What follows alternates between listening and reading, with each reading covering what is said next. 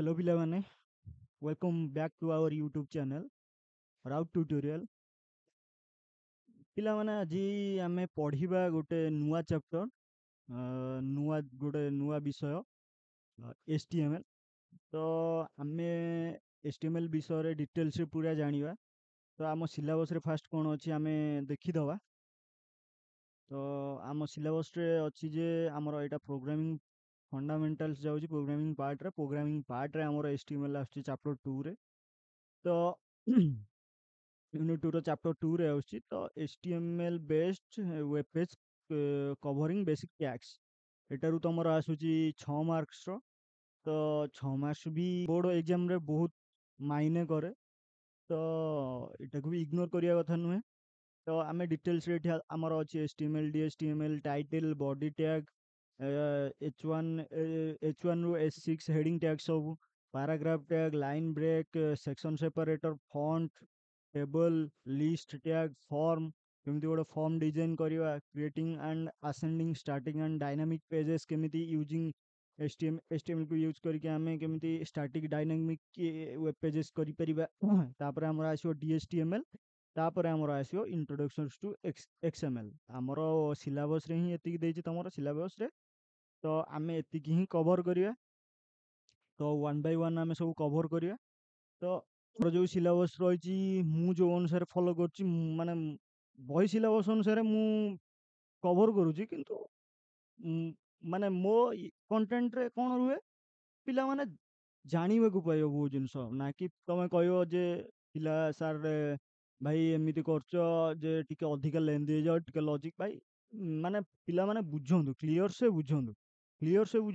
ସେ କନସେପ୍ଟଟା ଜଣଙ୍କର କ୍ଲିଅର ହେଲେ ସେ କୋଉ ଜାଗାରେ ବି ହଟିବନି। ଯୋଉଠି ବି ଯେମିତି ବୁଲେଇକି କୋଶ୍ଚିନ୍ ପଚାରିଲେ ପରୀକ୍ଷାରେ ଆନ୍ସର ଦେଇଦବ।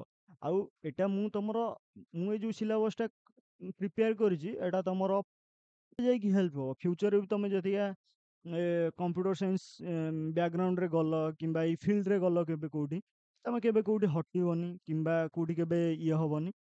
ତ ସେଇ ଅନୁସାରେ ମୁଁ ଏ ସିଲାବସକୁ ମୁଁ ନିଜେ ପ୍ରିପେୟାର କରିଛି। ବହି ସିଲାବସ୍ ବି ଆ ଭିତରେ ଅଛି, କିନ୍ତୁ ଟିକେ କିଛିଟା ସବୁଥିରେ ଏକ୍ସଟ୍ରା ରହିଛି।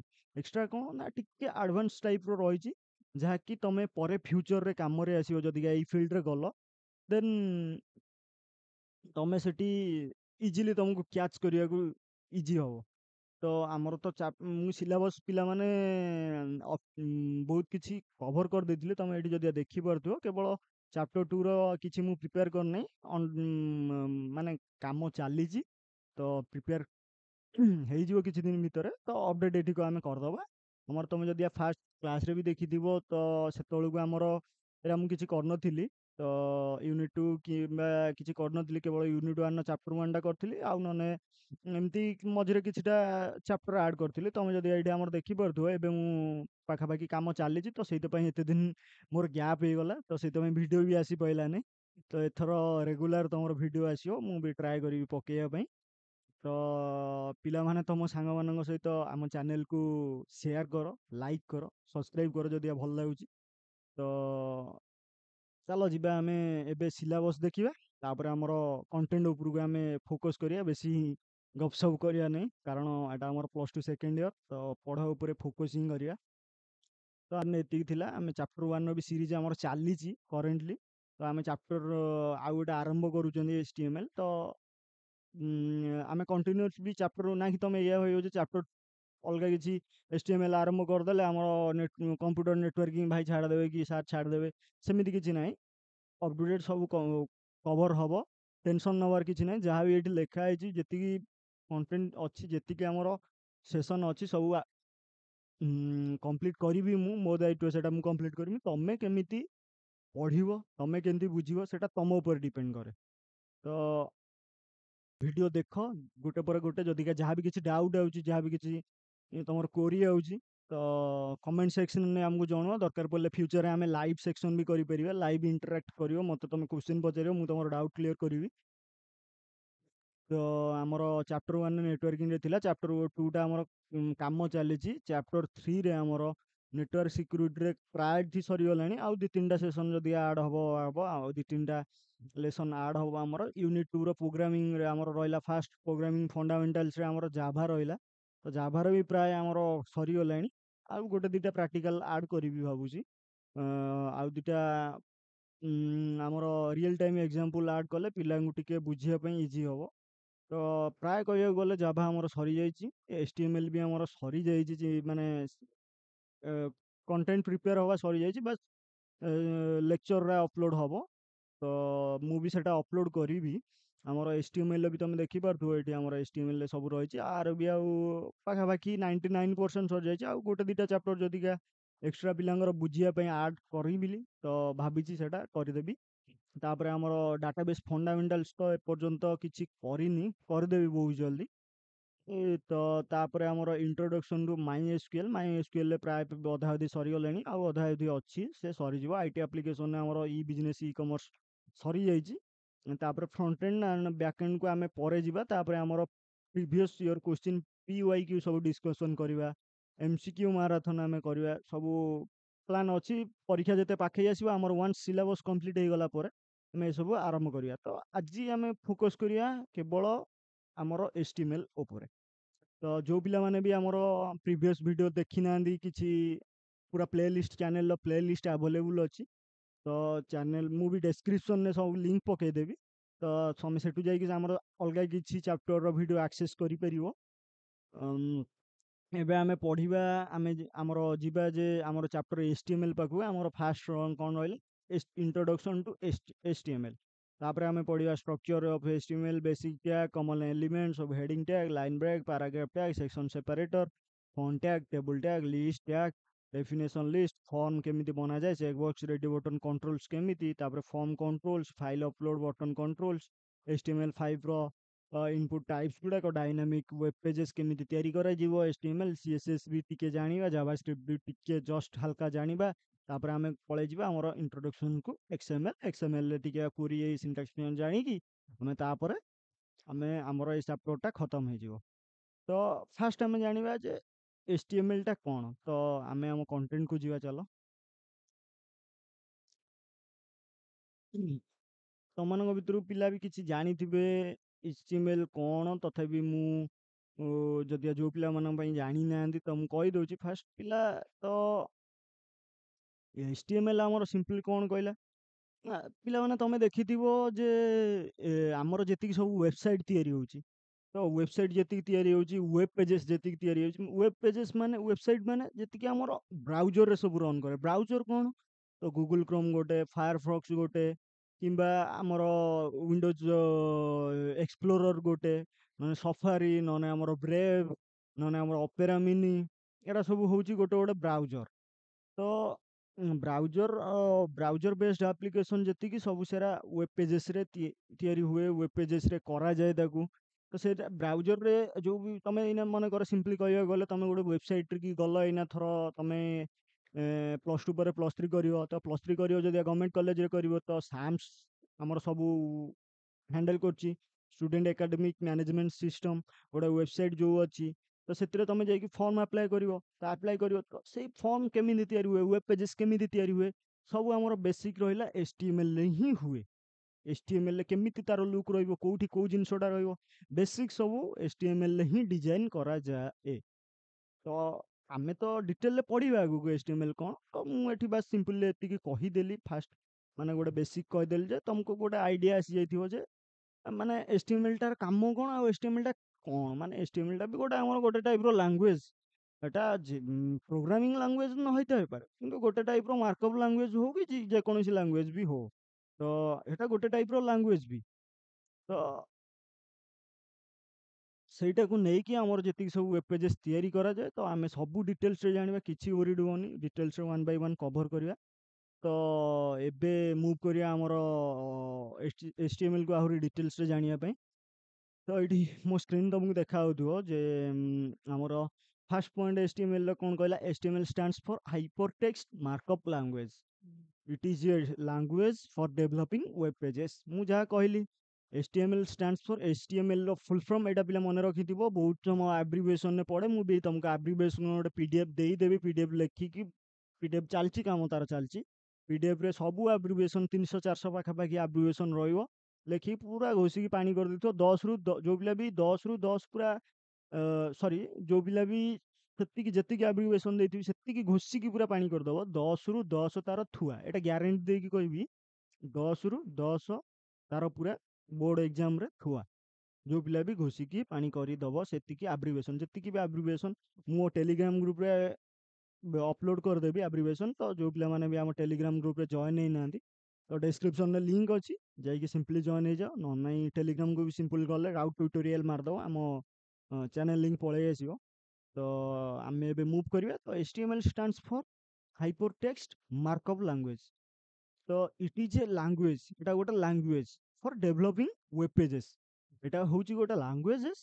ଏଟା କଣ କରାଯାଏ ନା ଡେଭଲପିଂ କରାଯାଏ। କଣ ଡେଭଲପିଂ କରାଯାଏ? Web pages. ୱେବ୍ ପେଜେସ୍ କଣ? ୱେବ୍ ପେଜେସ୍ ଆମେ ଆଗକୁ ଜାଣିବା। ୱେବ୍ ପେଜେସ୍ ତମେ ଏଇନା ସିମ୍ପଲି ତମକୁ କହିଦଉଛି ୱେବ୍ ପେଜେସ୍ ଗୋଟେ ଗୋଟେ ପେଜ୍। ତ ମୁଁ ଏଇଠି ଥର ଗଲି, ଆମର କ୍ରେକ୍ସ ଗଲି, କ୍ରେକ୍ସକୁ ଗଲି ଆମର ଏଇଠି କ୍ରିକେଟ ଖେଳ ଦେଖିବା ପାଇଁ। କ୍ରେକ୍ସକୁ ଗଲି, ତ କ୍ରେକ୍ସ ଏଠି ଓପନ କଲି। ତ ଏଇଟା ହଉଛି ଗୋଟେ ଆମର ପେଜ। ଏଇଟା ଯେତେ ଲିଙ୍କ ଓପନ କଲି ଏଇଟା ଗୋଟେ ଟାଇପ ର ପେଜ। ତ ମୁଁ ଥର ଏଇଟା ଆଉ ଗୋଟେ ପେଜ କୁ ଯିବି, ତ ଏଇଟା ହଉଛି ଆମର ଆଉ ଗୋଟେ ପେଜ। ଏଇଟା ହଉଛି ଗୋଟେ ସବୁ ୱେବ ପେଜେସ୍। ତ ଏବେ ମୁଁ ଭାବୁଛି ଯେ ତମେ ଭିଜୁଆଲି ମାନେ ଗୋଟେ ବେସିକ ଆଇଡିଆ ପାଇଯାଇଥିବ ଯେ ୱେବ ପେଜେସ୍ କଣ। ତ ତାପରେ ନେକ୍ସଟ ପଏଣ୍ଟ ଆମର କଣ କହିଲା, it is not a programming languages. এটা ପ୍ରୋଗ୍ରାମିଂ ଲାଙ୍ଗୁଏଜେସ୍ ନୁହେଁ। ମୁଁ ତମକୁ ଯାହା କହିଲି, HTML ଟା ଗୋଟେ ଟାଇପ ର ଲାଙ୍ଗୁଏଜ, ମାର୍କଅପ୍ ଲାଙ୍ଗୁଏଜ, ଏଟା ପ୍ରୋଗ୍ରାମିଂ ଲାଙ୍ଗୁଏଜ ନୁହେଁ। ତ ପ୍ରୋଗ୍ରାମିଂ ଲାଙ୍ଗୁଏଜ ନୁହେଁ, ଏଟା ତାହେଲେ କଣ? ମାର୍କଅପ୍ ଲାଙ୍ଗୁଏଜ। ତ ଏଇଠି ଆମେ ପଢିଲେ ହାଇପରଟେକ୍ସଟ ମାର୍କଅପ୍ ଲାଙ୍ଗୁଏଜ। ତ ଏଟା ଗୋଟେ ଟାଇପ ର ପ୍ରୋଗ୍ରାମିଂ ଲାଙ୍ଗୁଏଜ ନୁହେଁ, ଏଟା ହଉଛି ଗୋଟେ ମାର୍କଅପ୍ ଲାଙ୍ଗୁଏଜ HTML ଟା। ତାପରେ ନେକ୍ସଟ ଆମର ପଏଣ୍ଟ କଣ କହିଲା, HTML is a complete code that allowed the user to create web pages। HTML is a complete code. HTML ଟା ଗୋଟେ ପୂର୍ଣ୍ଣ କୋଡ ଯାହାକି ଆମର ୟୁଜର କୁ ଆଲାଉ କରେ କ୍ରିଏଟିଂ ୱେବ ପେଜେସ୍, ମାନେ ଡିଜାଇନ ୱେବ ପେଜେସ୍ କରେ, ବା ବେସିକ ତାର ଷ୍ଟ୍ରକ୍ଚର ଡିଜାଇନ କରେ ୱେବ ପେଜେସ୍ ର, ୱେବ ପେଜ ରେ କଣ୍ଟେଣ୍ଟ ଅପଲୋଡ ପାଇଁ। ତ it include text and graphics. You can add links to your web pages. এটা କେମିତି ୱେବ ପେଜେସ୍ ଟା କେମିତି ମାନେ କାହାକୁ କାହାକୁ ନେଇକି ଗଠିବ, କଣ କଣ ରୁହେ ଆ ଭିତରେ, ମୁଁ ଯାହା ଯେମିତି କହିଲି ଏଟା ବି ଆ ଭିତରେ ବି ତମେ କଣ୍ଟେଣ୍ଟ ରଖିପାରିବ। କଣ୍ଟେଣ୍ଟ ମାନେ ଟେକ୍ସଟ, ଭିଡିଓ, ଫଟୋ, କିଛି ବି। ତ ଆଣ୍ଡ ଗ୍ରାଫିକ୍ସ, ଗ୍ରାଫିକ୍ସ ମାନେ ତାର ଡିଜାଇନ କରିପାରିବ, କେମିତି ତାର ଲୁକ୍ସ ଆସିବ, କେମିତି ତାର ଡିଜାଇନ ଦେଖାଯିବ। ତ ୟୁଜରକୁ ଗୋଟେ ଇଣ୍ଟରାକ୍ଟିଭ ହବା ଦରକାର କି ନାହିଁ ତମ ୱେବସାଇଟ ଟା କି ୱେବ ପେଜେସ୍ ଟା, ତାହେଲେ ତ ଲୋକଙ୍କୁ ଭଲ ଲାଗିବ ତମ ସାଇଟ୍ କି ବାର ବାର ଯିବାକୁ। ତ ସେଇ ଜିନିଷଟା ଏଇଠି କହିଲା, it includes text and graphics. You can add links to your web pages. ତମେ ବି ଆ ଭିତରେ ଲିଙ୍କ, ମୁଁ ଏଇଠି ତମକୁ ଯୋଉ ଦେଖେଇଲି, ଆମେ ଯୋଉ କ୍ରେକ୍ସକୁ ଆସିଲେ, କ୍ରେକ୍ସକୁ କେମିତି ଆସିଲେ, ଗୋଟେ ଏଇଟା ହଉଛି ଗୋଟେ ଲିଙ୍କ ଦ୍ୱାରା ନା, ଏଇଟା ଆମର ଗୋଟେ ଲିଙ୍କ ଗୋଟେ ଟାଇପ ର। ଏଠି ମାଇଲେ ଆମେ କ୍ରେକ୍ସକୁ ଲାଇଭ କୁ ଆସୁଛି ନା ନାଇଁ, ତ ଏଇଟା ଗୋଟେ ଲିଙ୍କ। ତ ୱେବ୍ ପେଜେସ୍ ବି ଆମର ଗୋଟେ ଲିଙ୍କ ରହିପାରିବ। HTML markup tags are usually called HTML tag or just tag। HTML ରେ ଗୋଟେ ଗୋଟେ ଟ୍ୟାଗ ସବୁ ଆସେ। ଟ୍ୟାଗ ମାନେ ତର ତମେ ଜାଭାରେ ଦେଖିଥିବ ଆମର ସବୁ ସିଣ୍ଟାକ୍ସ ଆସେ। ଜାଭାର ସିଷ୍ଟମ ଡଟ୍ ଆଉଟ୍ ଡଟ୍ ପ୍ରିଣ୍ଟଲେନ୍, ତ ତା ଭିତରେ ଆମର ଲେଖାଯାଏ। ତ ଆମେ ଯେତେବେଳେ ଜାଭା ଆରମ୍ଭ କରୁଛନ୍ତି, ଆମର ମେନ୍ ମେଥଡ ଆଗେ ଲେଖାଯାଏ int main, void main, public static void main, କିମ୍ବା ଯାହା ବି କିଛି ଲେଖାଯାଏ, ସେଟା ତାର ବେସିକ ରୁଲ ତ ରହୁଛି, ସେଟା ତାର ସିଣ୍ଟାକ୍ସ। ତ HTML ର ବି ସେଇଭଳିଆ ରହିଛି। HTML ଟା କେମିତି ଲେଖାଯାଏ ନା ବେସିକାଲି ଟ୍ୟାକ୍ସ ଦ୍ୱାରା ହିଁ ଲେଖାଯାଏ। ଲାଙ୍ଗୁଏଜ ଗୁଡାକୁ ଆମେ ଗୋଟେ ଗୋଟେ ମାର୍କଅପ୍, HTML ମାର୍କଅପ୍ ଟ୍ୟାଗ୍ସ ଆର୍ ୟୁଜୁଆଲି କଲ୍ଡ HTML ଟ୍ୟାଗ। ତାର ଟ୍ୟାଗ ଗୁଡାକୁ କଣ କୁହାଯାଏ ନା HTML ଟ୍ୟାଗ କୁହାଯାଏ, ନହେଲେ ଜଷ୍ଟ ଟ୍ୟାଗ କୁହାଯାଏ। HTML tags are keywords surrounded by angle brackets like HTML। ଦେଖିପାରୁଥିବ ଏଇଠି ତମକୁ ମୁଁ ଯଦି ଦେଖାଉଛି ସ୍କ୍ରିନ୍। ତ HTML ର ଟ୍ୟାଗ୍ସ ଗୁଡା କେମିତି, ମତେ ତମେ ପଚାରିବ ଭାଇ ଏଟା କେମିତି, ଆଙ୍ଗେଲ ବ୍ରାକେଟ ଭିତରେ ଯାହା ବି କିଛି ରହିଲା ହେ ଗୋଟେ ଗୋଟେ ଟ୍ୟାଗ। ତ HTML ରେ ଆମେ ପଢିଲେ ଯେ ଯାହା ବି କିଛି ଆଙ୍ଗେଲ ବ୍ରାକେଟ ଭିତରେ ରହିବ, ଏଇଠି ତମେ ଦେଖିପାରୁଥିବ ଆଙ୍ଗେଲ ବ୍ରାକେଟ ଭିତରେ ରହିଛି, ଏଟା ଗୋଟେ ଟ୍ୟାଗ। ତାପରେ HTML tags normally comes in pair of like এইଭଳିଆ opening tag and closing tag. ତ HTML ଏଲିମେଣ୍ଟରା ଆମର କଣ ହୁଏ ନା ଜେନେରାଲି ଆମର ଦିଟା ପେୟାରରେ ଆସେ। ଗୋଟେ ହଉଛି ଓପନିଂ ଟ୍ୟାଗ। ଓପନିଂ ଟ୍ୟାଗରେ ତମେ ଦେଖିପାରୁଥିବ ଏଇଟା ନର୍ମାଲ ସିମ୍ପଲି ବି ଲେଖା ହେଇଛି। ତ କ୍ଲୋଜିଂ ଟ୍ୟାଗରେ ସ୍ଲାସ୍ ବି ଲେଖା ହେଇଛି। ଆଙ୍ଗେଲ ବ୍ରାକେଟ ଭିତରେ ଲେଖା ହେଇଛି କିନ୍ତୁ ସ୍ଲାସ୍ ବି ଲେଖା ହେଇଛି। ଏଇଟା ହଉଛି ଆମର କ୍ଲୋଜିଂ ଟ୍ୟାଗ କହିବା, ଏଟାକୁ ଓପନିଂ ଟ୍ୟାଗ କହିବା। କେତେ ଟାଇପ୍ସର ଟ୍ୟାଗ୍ସ ବି ଆମେ ପଢିବା, କିଛି ବି ଟେନସନ ନବାର ନାହିଁ। ତମେ କିଛି ଜଣିଆ ଜାଣିପାରୁନଥିବ, ବାସ୍ ବେସିକ ଆଇଡିଆ ରଖ, ପରେ ଆମେ ଡିଟେଲରେ କଭର କରିବା, ଡିଟେଲରେ। ବାସ୍ ତମେ ଭିଡିଓରେ ମୋ ସହିତ ଆଗକୁ ଜାରି ରୁହ, ଏଭ୍ରିଥିଙ୍ଗ ଏଭ୍ରି ଡାଉଟ୍ ତମର କ୍ଲିଅର ହେଇଯିବ ଆଶା କରୁଛି। ତ ତାପରେ ନେକ୍ସଟ ପଏଣ୍ଟ ଆମର କଣ ଗଲା, ତ first tag in pair is the static tag, the second tag is the end tag. Start and end tag are also called opening tags and closing tags. First tag टाକୁ ଆମେ କହିବା starting tag, second tag टाକୁ ଆମେ କହିବା closing tag. ତ first tag ଟାକୁ ବି ଆମେ କହିପାରିବା opening tag, second tag ଟାକୁ କହିପାରିବା closing tag. ତ ଏଇ ଜିନିଷଟା ଏଇଠି ଲେଖା ହେଇଛି ଏଇ ପଏଣ୍ଟଟା। ତ ତାପରେ ତମ ମନରେ ଆମକୁ ଡାଉଟ୍ ଆସୁଥିବ ଯେ ସାର୍ ହାଇପରଟେକ୍ସଟ କ'ଣ, ମାର୍କଅପ୍ ଲାଙ୍ଗୁଏଜେସ୍ କ'ଣ, ୱେବ୍ ପେଜେସ୍ କ'ଣ, ୱେବ୍ ବ୍ରାଉଜର କ'ଣ। ତ ମୁଁ କହିଥିଲି ପିଲାମାନେ ତମକୁ ସବୁ କିଛି ଡିଟେଲରେ ରହିବି, ତମେ ଏତେ ଛାନିଆ ହବାର ନାହିଁ। ତ ବାସ୍ ତମେ HTML ର ଇଣ୍ଟ୍ରୋଡକ୍ସନଟା ଏତେ ସାରି ବୁଝିବା ଦରକାର, ବେସିକ୍ ଗୋଟେ ଆଇଡ଼ିଆ HTML କ'ଣ, HTML ର କାମ କ'ଣ, HTML ରେ କ'ଣ କ'ଣ କେମିତି ଆମେ ଲେଖିବା, କ'ଣ କରିବା, କ'ଣ ରୁହେ, ବାସ୍ ଏତିକି ଜିନିଷ ଜାଣ। ତାପରେ ଆମେ ଡିଟେଲ୍ସରେ ଜାଣିବା। ତାପରେ ନେକ୍ସଟ ଆମେ ଟପିକ୍ କି ଯିବା, what is hypertext. What is hypertext? So in simple word, we can say that hypertext is a text which contains a link to another text. तो ए पॉइंट टा कौन कहला, आमे कहि परिबा हाइपरटेक्स्ट गोटे टेक्स्ट, गोटे सिंपली टेक्स्ट कंटेंट्स को गोटे लिंक कंटेंट करे। कौन कंटेंट करे? गोटे लिंक, लिंक कंटेंट करे गोटे पेज रु आउ गोटे पेज को जिबा पाई। तो गोटे टेक्स्ट रु आउ गोटे टेक्स्ट को जिबा पाई हाइपरटेक्स्ट होची गोटे नॉर्मली टेक्स्ट गोटे लिंक कंटेंट करे गोटे पेज रु आउ गोटे पेज को जिबा पाई, गोटे टेक्स्ट रु आउ गोटे टेक्स्ट को जिबा पाई। बस एई जिंसटा ही कहला। मैं सिंपली जदि देखि परथु हमर एठी गूगल गूगल रहला, तो मु एठी जदि एठी ना यूट्यूब सर्च करिवि, यूट्यूब, तो यूट्यूब आइला, यूट्यूब होम, एटा देखो एटा सिंपली हमर गोटे टेक्स्ट। तो मु यहाँ पर जेतले नै कि ऊपर थोई दउची क्रसर, देखो तळे गोटे गार पड़ी जाउची, एटा गोटे टाइप रो लिंक, एटा लिंक ए टेक्स्ट टा नॉर्मल आ ऊपर जदि एना क्लिक करिवि से मते यूट्यूब को ही ऑफिशियल वेबसाइट की ही नबो। एई जिंसटा सिंपली कहला हाइपरटेक्स्ट। एबे भाबुची बुझी पारथुओ। तो सेम जिनस तापर the whole web is nothing but a cluster of link connected to the each other. Web पिला माने कहिबेकु गले सेमिति किछि नाही, बस link connected to each other. तमे जदि आ भीतर सब जिनस देखिवो, यूट्यूब होम रो एटा, YouTube studio, history, YouTube original, Google channel, YouTube help, तापर यूट्यूब ब्लॉग, तापरे यूट्यूब एक्स आमर रोजी, यूट्यूब गूगल फॉर डेवलपर्स, जहाँ भी किसी एरा सब आमर रहिला गोटे गोटे गोटे गोटे एटा वेब पेज टा, एटा तो गोटे आमर वेब पेज ना, एटा तो आमर गोटे वेब पेज ना। तो वेब पेज टा कोन आमर इंटर कनेक्टेड लिंक, गोटे लिंक आ गोटे लिंक सहित कनेक्टेड। तो एटा मु एना यूट्यूब माइली, यूट्यूब ऊपर आमर जहाँ भी किसी वीडियो आइला कि आ गोटे वीडियो भी मार देबी, तो सेटा आउ गोटे लिंक की हमर नै जिवो, आउ गोटे पेज को ही हमर नै जिवो। एटा हमर लिंक यूआरएल टा रहउची।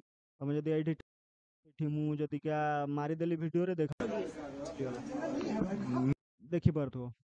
तो सेम जिनस एठी ही कहिला। तो नेक्स्ट आमे जिबा, link are the most vital aspect for the web. Link गुडा को कोन ना बहुत दरकारी जिनस कोउथि पई ना वेब पेजेस पई। तो आमर जमिति एठी तमे देखि परथुओ यूट्यूब गूगल रो लिंक देछि, आ ऊपर तमे जदि क्लिक करियो से यूट्यूब को नै जिवो, आ ऊपर क्लिक करले गूगल को नै जिवो। तो ट्राई करियो चाहूँ, एई देखो गूगल को हमर नै गला, तो एई देखो हमर यूट्यूब को नै गला। एरा सिंपली होची गोटे गोटे हाइपरटेक्स्ट, तापर लिंक गुडा को हम कनेक्टेड हेताने, interconnected. Above you can see that you Google these are nothing but hypertext pointing towards the YouTube, Google respectively. When you click on YouTube, YouTube will redirect you to the YouTube homepage, YouTube homepage को नहीं, Google homepage को नहीं, जहाँ हमें practically देखिले। तापर next topic हमर कौन कहला, markup language. What is markup language? In simple word, markup language is used to specify how elements should be displayed on the screen with use of various tags. तो markup language होची हमरो HTML markup language टा कौन कहला, markup language टा हमरो पढ़िथिले हमें first class रे, लैंग्वेज हमरो कौन केमिति। तो जदि तुम पढ़िन तो प्रोग्रामिंग लैंग्वेज कौन केमिति हमरो सब वीडियो हमरो चैनल रे छड़ा आइछि, तो प्लीज जाई सजेस्ट करबी, जाई देखो। से बेसिक कॉन्सेप्ट हमर क्लियर हो गले, तो तमे एटा बुझी परिबो व्हाट इज लैंग्वेज कौन, हाई लेवल लैंग्वेज कौन, प्रोग्रामिंग लैंग्वेज कौन, ଲାଙ୍ଗୁଏଜ କ'ଣ, ତ ସବୁ କିଛି ଆମର କଭର ହେଇଛି। ତ ଏଠି ଆମର ମାର୍କଅପ୍ ଲାଙ୍ଗୁଏଜ କ'ଣ କହିଲା, markup language use to specify how element should be display on the screen with use of various tags. ତ ଏଇଠି ଆମର ମୁଁ ଯଦି କିଏ ଏଇଠି ନା ଲାଇଭ୍ କ୍ରିକେଟର ଖୋଲିଲି କ୍ରେକ୍ସ, ସିମ୍ପଲି ମନେକର ଗୋଟେ ୱେବସାଇଟ୍। ତ ଏଇଠି ମୋର ଏଠି ଗୋଟେ ବକ୍ସ ଆସୁଛି, ଏଠି ଗୋଟେ ବକ୍ସ ଆସୁଛି, ଏଠି ଗୋଟେ ବକ୍ସ ଆସୁଛି, ଏପଟେ ଗୋଟେ ବକ୍ସ ଆସୁଛି, ଉପରେ ଆମର ନ୍ୟାବାର ଆସୁଛି, home, pictures, start corner, ranking, right ସବୁ। ତ ତଳେ ଆମର ଯାହା ବି କିଛି କଣ୍ଟେଣ୍ଟ ଆଉଛି ଏଟା footer part, about, grievance, refund policy, term condition, contact at ସବୁ ଆସୁଛି। ତ ଏଇଠି ଏରା ସବୁ କେମିତି ଡିଜାଇନ ହେଇଛି, ଏ ଜାଗାରେ ହୋମ୍ ରହିବ, ଏ ଜାଗାରେ series, fixtures, status, corner, ranking, brightness, bright, ଯାହା ବି କିଛି ଆମର ରହିଲା। ତ ଏଟା ଆମର କେମିତି ଡିସାଇଡ୍ ହବ ନା, ଏରା ସବୁ ଆମର ଲାଙ୍ଗୁଏଜରେ ଡିଜାଇନିଂରେ ଆମର ଡିସାଇଡ୍ ହେଇଛି। ଇଏ ଆ ସହିତ ରହିପାରିବ, ଇଏ କୋଉଠି ଡିଜାଇନ ହବ, କ'ଣ ରହିବ, ଆର ଇଏ କୋଉଠି ରହିବ, ସିଏ କୋଉଠି ରହିବ, ସବୁ ଆମର ଆଗରୁ ଡିଜାଇନ ହେଇସାରିଛି। ସରି, ଆମର ଆଗରୁ ଲାଙ୍ଗୁଏଜରେ ମାର୍କଅପ୍ ଲାଙ୍ଗୁଏଜରେ ଡିଜାଇନ ଆମର କରାଯାଏ। ତ ମାର୍କଅପ୍ ଲାଙ୍ଗୁଏଜଟା ଗୋଟେ ଟାଇପ୍ର ଲାଙ୍ଗୁଏଜ। ଆମର ଏଟା କ'ଣ କରାଯାଏ, ଏଲିମେଣ୍ଟକୁ ନିଆଯାଇକି ଆମର ଡିସପ୍ଲେ କୋଉ ଜାଗାରେ କ'ଣ ରହିବ, କେମିତି ଦେଖାଯିବ, ତ ସେଇଟା ଆମର ଡିଜାଇନ କରାଯାଏ। କେମିତି ଡିଜାଇନ କରାଯାଏ ନା, ୟୁଜିଂ ଟ୍ୟାଗ୍ସ। ଟ୍ୟାଗ୍ସ ତ HTML ଟ୍ୟାଗ୍ସ। ତ ଆମର ମାର୍କଅପ୍ ଲାଙ୍ଗୁଏଜେସ୍ କ'ଣ କ'ଣ, ଆମର ଲାଙ୍ଗୁଏଜେସ୍ କ'ଣ କ'ଣ, ଯେମିତି ଜାଭା ଗୋଟେ ଲାଙ୍ଗୁଏଜ, ସି ସାର୍ପ ଗୋଟେ language, C language, C plus plus, HTML, C sorry C CSS, ଗୋଟେ ଲାଙ୍ଗୁଏଜେସ୍। ତ ଆମର ସେମିତି ଏକ୍ଜାମ୍ପଲ୍ ଲାଙ୍ଗୁଏଜେସ୍ କ'ଣ, ଆମର ଏକ୍ଜାମ୍ପଲ୍ ମାର୍କଅପ୍ ଲାଙ୍ଗୁଏଜେସ୍ କ'ଣ ରହିଲା ନା, ମାର୍କଅପ୍ ଜାଭା ତ ଗୋଟେ ପ୍ରୋଗ୍ରାମିଂ ଲାଙ୍ଗୁଏଜ। ତ ସେରା ମାନେ ପ୍ରୋଗ୍ରାମିଂ ଲାଙ୍ଗୁଏଜ କ'ଣ, ମାର୍କଅପ୍ ଲାଙ୍ଗୁଏଜେସ୍ କ'ଣ, ତ ମାର୍କଅପ୍ ଲାଙ୍ଗୁଏଜେସ୍ର ଏକ୍ଜାମ୍ପଲ୍ କ'ଣ, ତ ଏଇଠି ତୁମେ ସିମ୍ପଲି ଦେଖିପାରୁଥିବ BBC, HTML, HTML, XML are example of markup languages. ତ ଏଇସବୁ ଆମର ରହୁଛି ଗୋଟେ ଏକ୍ଜାମ୍ପଲ୍ ଅଫ୍ ମାର୍କଅପ୍ ଲାଙ୍ଗୁଏଜେସ୍। ତ ଆମର କେମିତି ଲେଖାଯାଏ ମାର୍କଅପ୍ ଲାଙ୍ଗୁଏଜର ସିମ୍ପଲି ଏକ୍ଜାମ୍ପଲ୍ ତୁମେ ଏଇଠି ଦେଖିପାରୁଥିବ। ତ ଏଠି ଲେଖା ହେଇଛି ୱେଲକମ୍ ଟୁ, ବୋଲ୍ଡ ଟ୍ୟାଗ୍ ଭିତରେ ଲେଖା ହେଇଛି ଅର୍ପିତ କୁମାର ରାଉତ। ତ ଏଟା ବୋଲ୍ଡ ଟ୍ୟାଗ୍ ଭିତରେ ଲେଖା ହେଇଛି ମାନେ ଏଟା ସିମ୍ପଲି ଆମର ବୋଲ୍ଡରେ ହିଁ ଆସିବ ଆର ଆଉଟପୁଟ୍। ତ ଆମେ ସବୁ ଜାଣିବା ବୋଲ୍ଡ ଟ୍ୟାଗ୍ କ'ଣ, ବୋଲ୍ଡ ଟ୍ୟାଗ୍ର କାମ କ'ଣ, ସବୁ ଏଭ୍ରିଥିଙ୍ଗ ଆମେ ଫ୍ୟୁଚରରେ ଆମେ ଯେତେ ଆଗକୁ ଆଗକୁ ଯିବା ଜାଣି ଜାଣି ଯିବା। B tag is basically converts everything rapport insight into bold. ତମେ ବାସ୍ ସେତିକି ମନେ ରଖିଥିବ, ଏଇଟା ବୋଲ୍ଡରେ ଦେଖାଯାଏ। ବୋଲ୍ଡ ଦେଖାଯାଏ ମାନେ ଦେଖ, ଏଇଟା ଆମର ନର୍ମାଲ ବୋଲ୍ଡଟାକୁ ମୁଁ ସିଲେକ୍ଟ କଲି, ବୋଲ୍ଡଟା ଆମର ପତଳା ଦେଖାଯାଉଛି, ମୁଁ ଏଠି ଯଦି ବୋଲ୍ଡ ମାରିଦେଲି, ଦେଖ ମୋଟା ହେଇଗଲା, ପତଳା ମୋଟା ପତଳା ମୋଟା ହେଉଛି, ଦେଖିପାରୁଛୁ। ତ ବୋଲ୍ଡ ମାନେ ଏମିତି ମୋଟା ହିଁ ଆସିବ। ତ ସେଇଭଳିଆ, ତ ସୋ ଦ ଆଉଟପୁଟ୍ ୱାଜ୍ ଏଇଭଳିଆ ହିଁ ଆସିବ। ୱେଲକମ୍ ଟୁ ଅର୍ପିତ ରାଉତଟା ଟିକେ ମୋଟା ହେଇକି ଆସିବ, ୱେଲକମ୍ ଟୁ ପତଳା ଆସିବ। ତାପରେ ଆମେ ଜାଣିବା ୱେବ୍ ପେଜ୍ କ'ଣ। ତ ପ୍ରାକ୍ଟିକାଲି ଆମେ ଦେଖିଦେଲେ ୱେବ୍ ପେଜ୍ଟା କ'ଣ। ତ ଏବେ ଆମେ ଥିଓରିଟିକାଲି ପଢ଼ିବା, ଜାଣିବା କ୍ଲିଅର୍ ସେ ୱେବ୍ ପେଜ୍ କ'ଣ, କ୍ଲାରିଟି ଟିକେ ଆମକୁ ଆସିବ। A web page is a document that commonly written in HTML and translated by a web browser।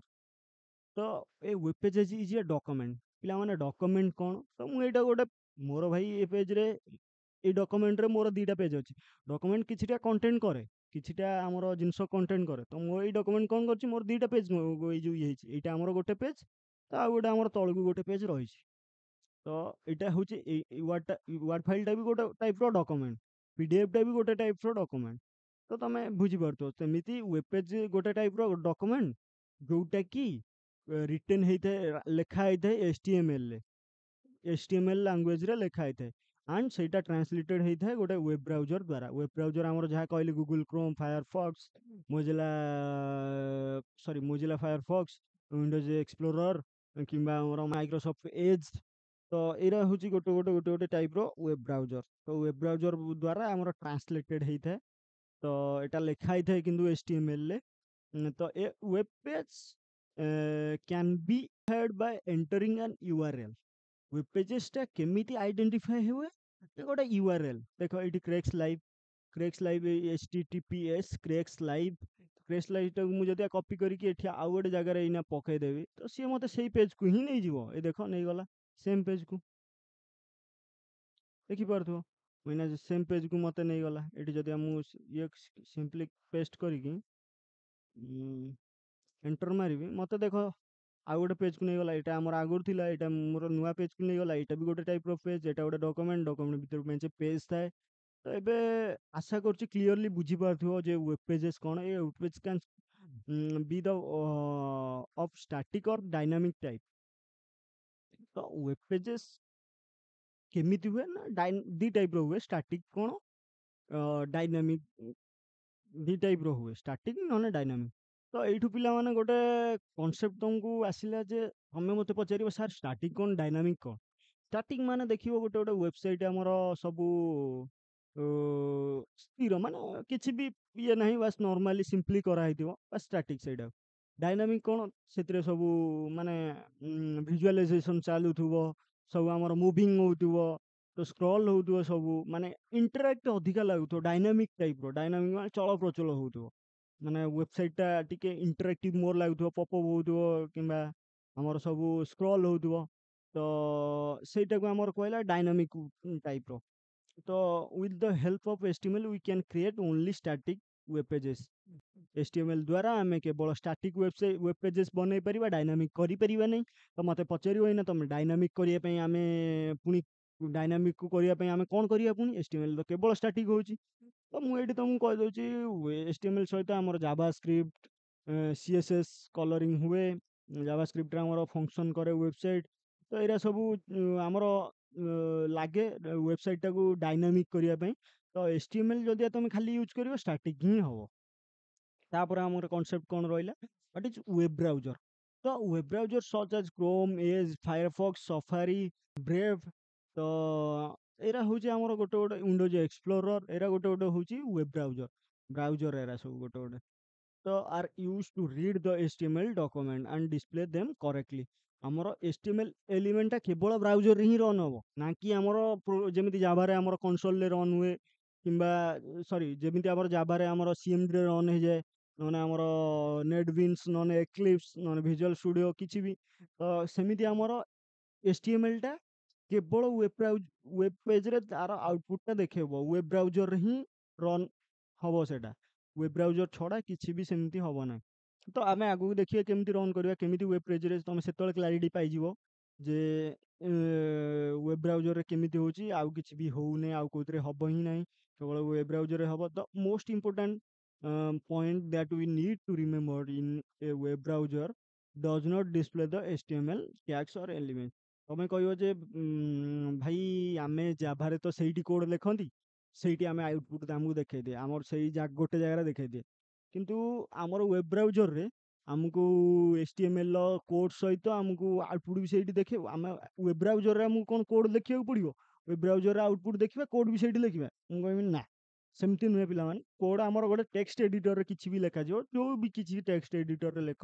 ନୋଟପ୍ୟାଡ୍ ହଉ, ନୋଟପ୍ୟାଡ୍ ତ ବେସିକ୍ ଟେକ୍ସଟ ଏଡିଟର।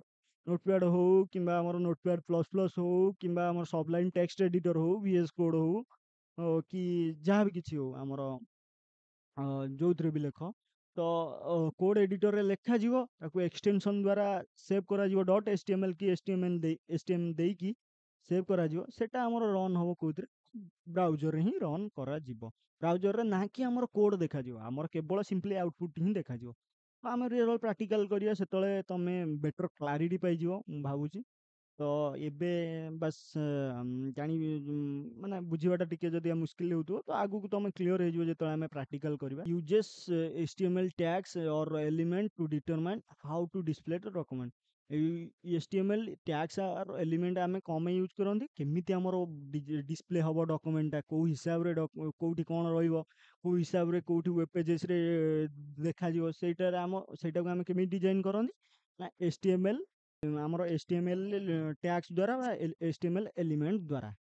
ତ ଆମର ୱେବ୍ ବ୍ରାଉଜର ତ କ'ଣ କହିଲା ତମେ ସେଟା ଆଶା କରୁଛି ବୁଝି ଯାଇଥିବ।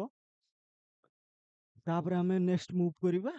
ତମ ମନରେ ଆସୁଥିବ ହ୍ୱାଟ୍ ଇଜ୍ ଟ୍ୟାଗ୍। ଟ୍ୟାଗ୍ଟା କ'ଣ, ଟ୍ୟାଗ୍ସ ଇନ୍ HTML।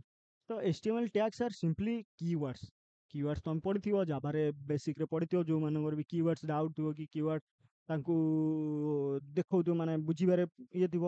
ତ ଆମର ଫାର୍ଷ୍ଟ ଇୟର୍ର କୋର୍ସ ଅଛି, ଫାର୍ଷ୍ଟ ଇୟର୍ର କୋର୍ସ ଆଭେଲେବୁଲ୍ ଅଛି।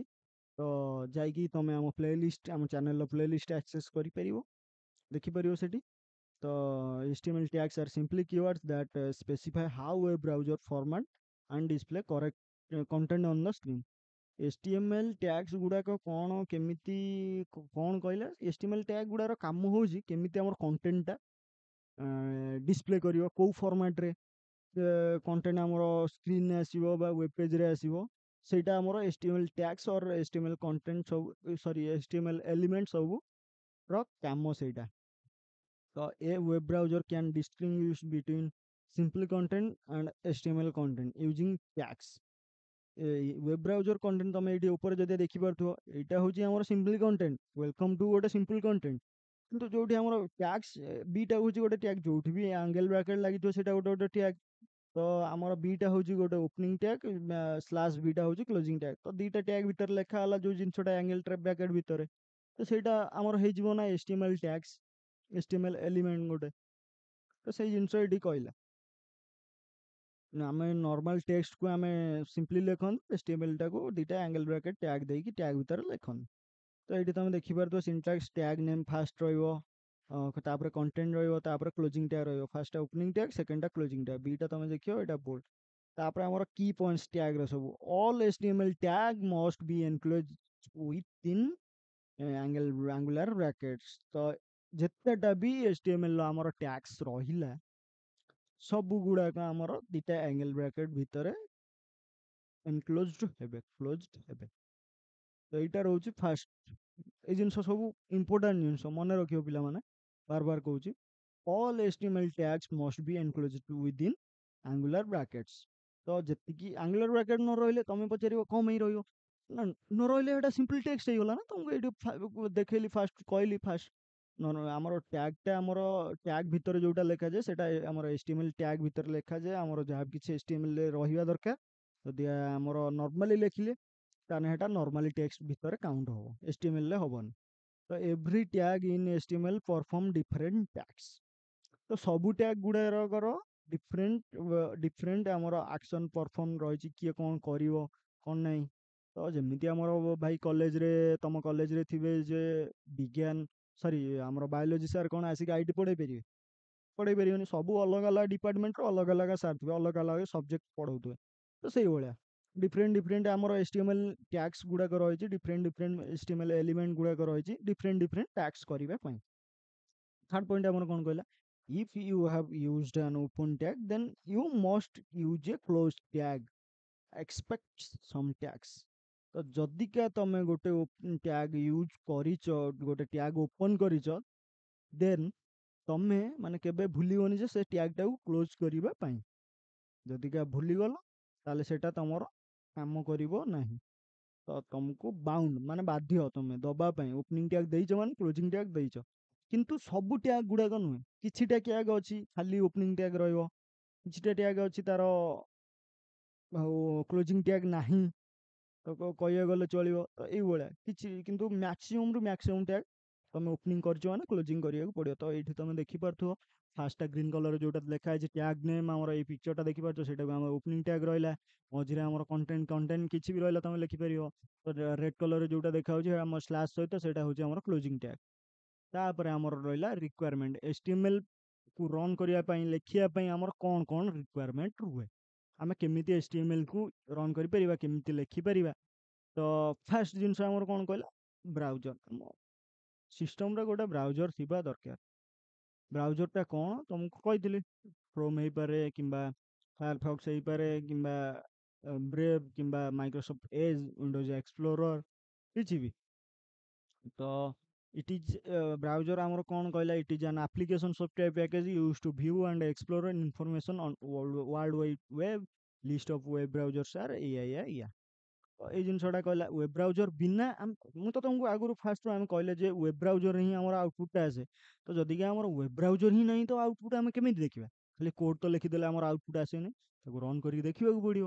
ସେଥିପାଇଁ ଆମକୁ ୱେବ୍ ବ୍ରାଉଜର ଦରକାର। ତ ୱେବ୍ ବ୍ରାଉଜର ଆମର ଲିଷ୍ଟ କ'ଣ କହିଲା Google chrome internet Explorer Microsoft age Mozilla Firefox opera mini etcetera ପ୍ରବଳ ବ୍ରାଉଜର ଅଛି ତମ ଇଚ୍ଛା ଯୋଉଟା ୟୁଜ୍ କରିପାରିବ। ତମେ ମତେ ପଚାରିବ ସାର୍ ଏତିକି ଆମର ଇନଷ୍ଟଲ୍ କରିବା ଦରକାର ସବୁ ଗୁଡ଼ାକ କରିବା ଦରକାର ନା ଗୋଟେ ଯେକୌଣସି ଆ ଭିତରେ ତମେ ଗୋଟେ ବି କରିପାରିବ ତମକୁ ସୁଇଟେବୁଲ୍ ଲାଗୁଛି ତମେ ୟୁଜ୍ କରିପାରିବ ଇନଷ୍ଟଲ୍ କରିକି। ଫାର୍ଷ୍ଟ ରିକ୍ୱାରମେଣ୍ଟ ଆମର ବ୍ରାଉଜର ଆମ ସିଷ୍ଟମରେ ଇନଷ୍ଟଲ୍ ଥିବା ଦରକାର। ସେକେଣ୍ଡ କ'ଣ କହିଲା ଏଡିଟର ଆମକୁ ଗୋଟେ ଟେକ୍ସଟ ଏଡିଟର ଦରକାର ନା କି ଆମେ ବ୍ରାଉଜରରେ ଯାଇକି ଆମେ ଲେଖିବା ବ୍ରାଉଜରରେ ତ ଆମେ ଲେଖିପାରିବାନି, ବ୍ରାଉଜରରେ କେବଳ ଆଉଟପୁଟ୍ ହିଁ ଦେଖିବା। ବ୍ରାଉଜରରେ ଆମକୁ କୋଡ୍ ହିଁ ଦେଖେଇବନି, କେବଳ ଆଉଟପୁଟ୍ ଦେଖେଇବ। ତ କୋଡ୍ ତ ପୁଣି ଗୋଟେ ଜାଗାରେ ଲେଖିବା ନା। କୋଡ୍ ପାଇଁ ଆମକୁ ଗୋଟେ ଦରକାର ଟେକ୍ସଟ ଏଡିଟର, ଗୋଟେ ଦରକାର ଏଡିଟର। ଏଡିଟର ଆମର text editor use for writing HTML code or tags. ତ HTML କୋଡ୍ ଗୁଡାକୁ ଆମେ ଲେଖିବା ପାଇଁ ଆମକୁ ଗୋଟେ ଆମର ଏଡିଟର ଦରକାର, ଟେକ୍ସଟ ଏଡିଟର ଫର୍ କ୍ରିଏଟିଂ ଆଉ ଡେଭଲପିଂ ୱେବ୍ ପେଜେସ୍ ଗୁଡାକ କେମିତି ଆମର କ୍ରିଏଟ୍ ହବ, ଡେଭଲପ ହବ ଆମେ ଦେଖିବା ନା ନାହିଁ, ଆମେ ପୁଣି ଲେଖିକି ଦେଖିବା। ତ ଆମର ଏଡିଟର ତମେ ପଚାରିବ, ବ୍ରାଉଜର ତ ସାର୍ ଜାଣିପାରିଲେ, ଏଡିଟର ଆମେ କ'ଣ କ'ଣ ୟୁଜ୍ କରିବୁ? ଏଡିଟରର ଏକ୍ଜାମ୍ପଲ ରହିଲା, ନୋଟପ୍ୟାଡରେ ଲେଖିପାରିବ, ନୋଟପ୍ୟାଡ ପ୍ଲସ୍ ପ୍ଲସ୍ ବି ଲେଖିପାରିବ, VS କୋଡ୍, ସବଲାଇମ୍ ଟେକ୍ସଟ ଏଡିଟର, ତାପରେ ଏକ୍ଲିପ୍ସରେ ଲେଖିପାରିବ ଯାହା କିଛି। ସରି, ଏ ଏକ୍ଲିପ୍ସ ନୁହେଁ, ବ୍ରାକେଟ୍ସ ଆମର ଲେଖିପାରିବ। ଏମିତି ପ୍ରବଳ ସାରା ରହିଛି। ବଟ୍ ଆମେ କ'ଣ କରିବା, ଆମେ ଯେହେତୁ ଆମେ ବିଗିନର, ଆମେ ଫ୍ରେଶର, ଆମେ +2 ଲେବୁଲରେ ପଢୁଛନ୍ତି, ତ ଆମର ଏତେ ହାଇଫାଇ କାମ ନୁହେଁ। ତ ଆମେ ସିମ୍ପଲି ନର୍ମାଲ କରିବା। ତ ଆମେ କ'ଣ କରିବା, ଆମେ ନର୍ମାଲ, ଆମେ କିଛି ବି ଏକ୍ସଟ୍ରା ଇନଷ୍ଟଲ୍ କରିବାନି, ଆମେ ନର୍ମାଲ ଆମର ସିଷ୍ଟମ୍ ସହିତ ଯାହା ବି କିଛି ଆସେ, ବେସିକ୍ ଟେକ୍ସଟ ଏଡିଟର ଯୋଉଟା କୁହାଯାଏ ନୋଟପ୍ୟାଡ୍। But we have used simply word processor. Notepad is called a text editor. Text editor ଆମର notepad ରେ ବି କିଛି, notepad ତମେ ଦେଖିଥିବ, ଏଇଠି notepad ଯଦି ଖୋଲିବି, ଏଇଠି ଦେଖ notepad ସର୍ଚ୍ଚ ମାରିବ ପଳେଇ ଆସିବ, ଏଇଟା ହେଉଛି notepad। ତ ଏଇଟା ଆମର ରହୁଛି ବେସିକ୍। notepad ରେ ଆମେ ସବୁ HTML କୋଡ୍ ଆମେ ଏଠି ଟେକ୍ସଟ ଲେଖିପାରିବା। ତ HTML ବି ଲେଖିବା, ତାକୁ ସେଭ୍ କରିବା, ଆମେ ରନ୍ କରେଇବା। ତ ଆଜି ପାଇଁ ପିଲାମାନେ ଏତିକି। ଆମର ଇଣ୍ଟ୍ରୋଡକ୍ସନ୍ ଟୁ HTML ଆଶା କରୁଛି ବୁଝିପାରୁଥିବ। HTML କ'ଣ, ହାଇପରଟେକ୍ସଟ କ'ଣ, ମାର୍କଅପ୍ ଲାଙ୍ଗୁଏଜେସ୍ କ'ଣ, ୱେବ୍ ବ୍ରାଉଜର କ'ଣ, ୱେବ୍ ପେଜେସ୍ କ'ଣ, ସବୁ ଜିନିଷ ଡିଟେଲରେ ମୁଁ କଭର କରିଛି। ତ ଆଶା କରୁଛି ବୁଝିପାରିଥିବ। ଯଦି କେବେ କୋଉଠି କିଛି ସ୍କିପ୍ କରିବନି, ଭିଡ଼ିଓ ଫୁଲ୍ ଦେଖିବ, ତାପରେ ଯାଇକି ବୁଝିପାରୁଥିବ। ଯଦିକା ତମର କିଛି ଡାଉଟ୍ ଥିବ, ଦେନ୍ କମେଣ୍ଟ ସେକ୍ସନରେ ପଚାରିପାର, ନହେଲେ ଆମ ଟେଲିଗ୍ରାମ ଗ୍ରୁପକୁ ଆସିକି ପଚାରିପାର ଯେ ଭାଇ ଏଇଆ ହେଇଛି। ଆମର ଡେସ୍କ୍ରିପସନରେ ଟେଲିଗ୍ରାମ ଗ୍ରୁପର ଲିଙ୍କ୍ ଅଛି। ଯଦି ତମକୁ ଭିଡ଼ିଓଟା ଭଲ ଲାଗିଛି ତ ସାଥୀ ପିଲାମାନଙ୍କ ସହିତ ସେୟାର କର, ଲାଇକ୍ କର, ଆଣ୍ଡ ସବସ୍କ୍ରାଇବ୍ ଆୱାର ଚ୍ୟାନେଲ୍ କର। ପିଲାମାନେ ଏତିକି।